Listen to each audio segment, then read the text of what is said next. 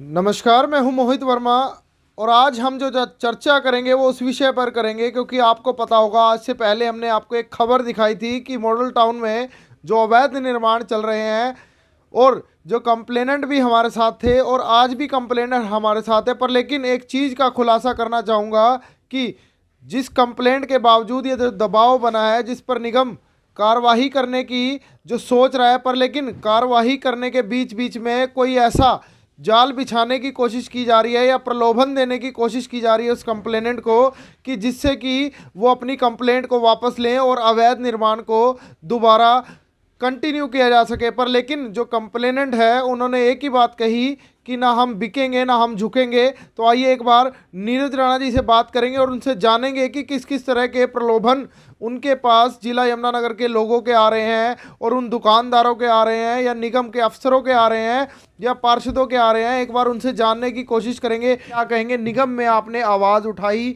कि इस अवैध निर्माण को बंद कीजिए, कंप्लेंट डाली, आरटीआई डाली, इसका खुलासा किया, फिर उसके बावजूद अब किस प्रकार की दिक्कतों का सामना करना पड़ रहा है और क्या प्रलोभन दिए जा रहे हैं और किस प्रकार से आपको प्रेशराइज किया जा रहा है। अब मेरे पास विधायक के आदमी भी आ रहे हैं, मेयर के आदमी भी आ रहे हैं, और निगम के भी अफसरों के भी आदमी आ रहे हैं, और वो यही कह रहे हैं कि ये अपनी कंप्लेंट वापस ले ले। उन्होंने हर कंडीशन पे मेरे को कह रहे वापस ले ले। हर चीज़ का लालच दिया उन्होंने, मतलब कि पैसा, हर चीज़ का लालच दिया उन्होंने मेरे को। पर मैंने उन्हें कहा भाई मैं ऐसा कोई काम नहीं करूँगा, मैंने तो कार्रवाई करानी है। तो अब क्या लगता है कि दूसरा नोटिस जा चुका है, लेंटर डल चुके हैं दुकानों के, भी जा चुका है। अब तो रात को काम शुरू हो गए वहाँ, दिन में तो काम करते नहीं, क्योंकि दिन में तो हम घूमते रहते हैं वहाँ। अब वो रात को काम करते हैं। अधिकारी सब मिले हैं उनसे, अधिकारियों ने मोटी रकम ली हुई है। अब वो कह रहे हैं या तो हमारी रकम वापस करो या हमारा काम नोटिस ना दो हमें जी। अधिकारी फंस गए बेचारे। अब अधिकारी क्या कह रहे हैं, मेरे पे दबाव बनवा रहे हैं दाएं बाएं से कि भी किसी तरीके से मैं अपनी कंप्लेंट वापस ले लूं। पर मैंने अपनी कंप्लेंट वापस नहीं लेनी। दुकानदार इकट्ठे होकर आए थे, दुकानदार भी इकट्ठे होकर आए थे मेरे पास। क्या कहा था उन्होंने, किसने उनको भेजा था? वो तो यही कह रहे थे भाई, हम मेयर से भी मिले हैं और अपना कमिश्नर साहब से मिले हैं। वो कह रहे कंप्लेंट करता अपनी कंप्लेंट वापस ले ले, तो हम कुछ इस बारे में सोचेंगे। तो मतलब कि कहीं ना कहीं उन्हें संरक्षण देने का भी काम किया जा रहा है कि कंप्लेंट वापस ले लीजिए, फिर उसके बाद जो है आप निर्माण चालू रख सकते हैं। हम आपको सील नहीं करेंगे। इससे साफ जाहिर होता है कि निगम के अधिकारी और मदन चौहान मेयर उससे मिले हुए हैं बिल्कुल। बल्कि उन्हें कहना चाहिए इसको सील करे। थोड़े कैमरे में बोल रहे हैं? बिल्कुल बोल रहा हूँ मैं। मेरे पास आए हैं वो जी। ये तो वो मैं उनके, मेरे को शकल तो उनके याद है, नाम तो याद नहीं है। आमने सामने आएंगे बता भी दूंगा भाई ये बंदे थे। तो कितने दिन से ये चल रही है चर्चाएं? क्योंकि पहले तो आपने ये मुद्दा उठाया था, मारवा जी भी, एमसी साहब भी साथ थे, तो अब आपने मुद्दा उठाया था, उसके बाद ऐसी क्या, कब से प्रेशर आना शुरू हुआ? एक दिन, 2 दिन? 2 दिन हो गए। 2 दिन हो चुके? कल और आज 2 दिन से ज्यादा प्रेशर आ रहा है। कौन लोग आ रहे हैं? नेता आ रहे हैं या राजनीतिक लोग ज्यादा आ रहे हैं? नेता नहीं, मैं अपने बंदों को भेज रहे हैं जी। तो प्रलोभन क्या दिए जा रहे हैं कि कुछ भी? हर चीज का। वो कह रहे बस आप बताओ क्या चाहिए आपको, आप ये अपनी कंप्लेंट वापस लो। वो तो आपको कुछ लगता है कि इसमें आपको कोई खतरा भी है या? हाँ बिल्कुल हो सकता है। जिस तरीके से उन्होंने बात करी है, ये भी हो सकता है कि भाई मैं ना मानूं, कल को मेरे को जान से मरवा सकते हैं, धमकी भी दे सकते हैं। क्योंकि मैं आपको बता दूं, मॉडल टाउन की जो प्रॉपर्टी है, जो निर्माण हो रहा है, वो कई करोड़ों रुपए में हो रहे हैं। रुपए का बिल्कुल कई करोड़ों रुपए में हो रहे थे। उनके लिए 1-2 लाख रुपए खर्चना कोई आसान, उनके लिए आसान बात है।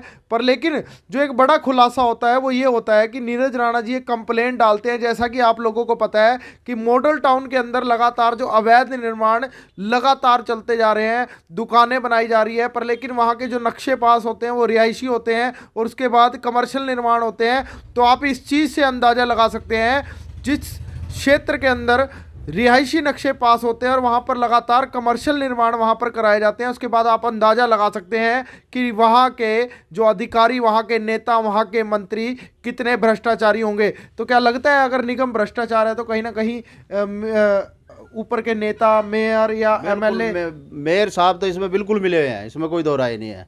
अगर मेयर साहब इसमें मिले ना होते तब तक उन्हें सील करा देते। कल को ये ना हो आपके ऊपर मानहानि कर दे मेयर साहब। कर दे, क्या दिक्कत है? अगर उन्होंने कर दिया कर दे, माना नहीं मिले। तो आप प्रूव करेंगे इस चीज को? यार ये प्रूफ नहीं है जब ये सील क्यों नहीं हो रहे हैं। अगर ये सील नहीं हो रहे हैं तो ये क्यों, क्या प्रूफ है इसका? मेयर साहब वही रहते हैं, क्यों नहीं करा रहे इसको सील? 1 साल पहले नोटिस गए हुए हैं, वो अब तक सील नहीं हुए। तो कहीं ना कहीं उनके संज्ञान में तो ये मामला उन्हें होगा। पता है, उन्हें सारा कुछ पता है। अगर वो चाहते तब तक सील ना हो जाते। उन्होंने खुद अनअप्रूव्ड में कॉलोनी काटी हुई है, सुंदर नगर में खुद कॉलोनी काट के वहाँ उसकी कंप्लेंटें दी हुई है, उस पर उन्होंने कुछ नहीं करा। सारे काम ही वो करा रहे हैं, उनकी मिली भगत के तो कोई काम ही नहीं होता। तो ये देखिए लगातार मेयर के ऊपर संगीन आरोप लगाते नजर आ रहे हैं, कहीं ना कहीं भ्रष्टाचार में वो भी सम्मिलित हो चुके हैं। और क्योंकि ये शक जाता भी है, शक आखिर तौर पर जाता भी है, क्योंकि लगातार जो ये आवाज़ उठा रहे हैं कि रिहायशी एरियो में कमर्शियल निर्माण हो रहे हैं, काफ़ी तादाद में जो दुकानें शोरूम बन रहे हैं, पर फिर भी क्योंकि मेयर का घर कहीं ना कहीं नज़दीक है, तो कहीं ना कहीं 1% क्वेश्चन मार्क मेयर, अधिकारी और विधायक घनश्याम दास अरोड़ा पे भी जरूर जाता है। क्योंकि ये तो मानना पड़ेगा कि उन्हीं के रेजिडेंस वहीं पर है और वो आते जाते इस निर्माण को जरूर देखते होंगे, पर कार्रवाई क्यों नहीं करते, ये भी सबसे बड़ा सवाल बनता है। नीरज जी, आते जाते मेयर साहब और घनश्याम दास जी अपने विधायक साहब देखते तो होंगे उनका वही वार्ड है, वही घर है, उनका पास है, आते जाते देखते हैं उनसे पास, वो गए भी है, मिलने भी गए हैं उनसे उनके पास। तो उन्हें जब शुरू होया था, से थोड़ा 1 साल से काम चल रहा है जी। बताओ, एक भी सील कराया गया उन्होंने? कोई सील ही नहीं कराया। उन्हें तो खुद बनवाते हैं, वो तो खुद प्रॉपर्टी डीलर का काम करते हैं। कई लोग ये भी सोच रहे होंगे कोई पर्सनली रंजिश होगी उन लोगों के साथ, ऐसा तो नहीं है आपका? या आपका क्या दिखाने का क्या कारण है इसका? पर्सनली कोई रंजिश ही नहीं है किसी की, ये तो आपको दिख रहा है, आपको भी दिखा देंगे। सिर्फ आप ये चाहते हैं जो निगम में भ्रष्टाचार, जो शहर में भ्रष्टाचार हो रहे हैं, इनका खुलासा करना आ जाए।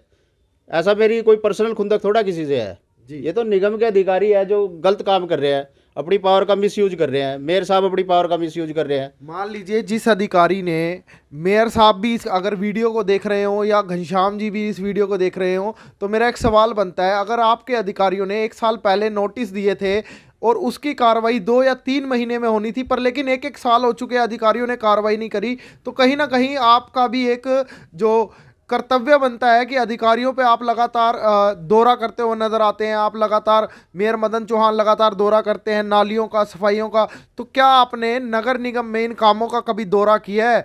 अगर किया है तो वो अधिकारी अभी तक सस्पेंड होने चाहिए थे, क्योंकि उन्होंने अपना काम कर्तव्य से नहीं किया, क्योंकि वो लगातार निगम के अंदर बैठकर घूसखोरी खाने में लगातार लगे हुए हैं। तो इस चीज़ का भी आपको संज्ञान लेना पड़ेगा, क्योंकि निगम में जो भ्रष्टाचार के मामले हैं, जिस प्रकार से ये उजागर करते आ रहे हैं, कभी किसी चीज़ का भ्रष्टाचार, तो कभी ये जो मॉडल टाउन में भ्रष्टाचार हो रहे हैं, उसको, उस पर आपको संज्ञान लेना पड़ेगा।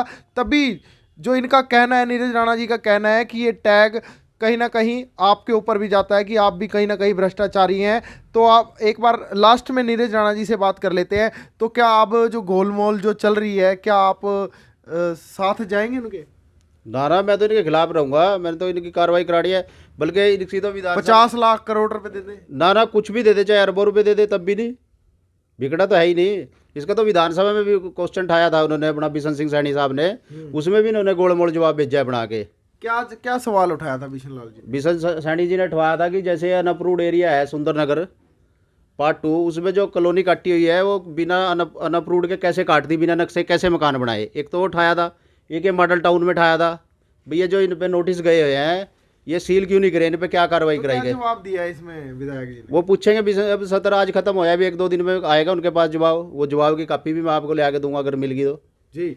तो कहीं ना कहीं ये जो मामला है विधानसभा में भी पहुंच चुका है, क्योंकि निगम के जो भ्रष्टाचार का मामला है कहीं ना कहीं विधानसभा में पहुंच चुका है। रादौर के जो विधायक है डॉक्टर BL सैनी जी, उन्होंने इस मुद्दे को कहीं ना कहीं उठाते हुए एक प्रश्न खड़ा कर दिया। अब देखना होगा कि वहां पर जो विधायक घनश्याम दास अरोड़ा है क्या सवालों के जवाब देंगे, क्योंकि अगर उन्होंने कह दिया कि ये कमर्शियल निर्माण हमारे क्षेत्र में ऐसे नहीं हो रहे, या उन्होंने कह दिया 1 साल पहले नोटिस नहीं 2 महीने पहले गए थे, तो इनके पास सभी RTOं का जवाब है। तो अब आगे के लिए बने रहिएगा, क्योंकि आपको पल पल की अपडेट ज़रूर देते रहेंगे। क्योंकि आज ये मामला जो सामने आया है, इन्होंने लगातार, नीरज राणा जी ने हमने जानकारी पूछी कि इस मामले का क्या हुआ, तो इन्होंने एक ही जवाब दिया कि लगातार कहीं ना कहीं घोलमोल करने की कोशिश की जा रही है। कई लोग इकट्ठे होकर के घर पर पहुंच रहे हैं और कहीं ना कुछ ऑफर देने की कोशिश कर रहे हैं। तो अब मुझ मोहित को दीजिए इजाज़त। धन्यवाद।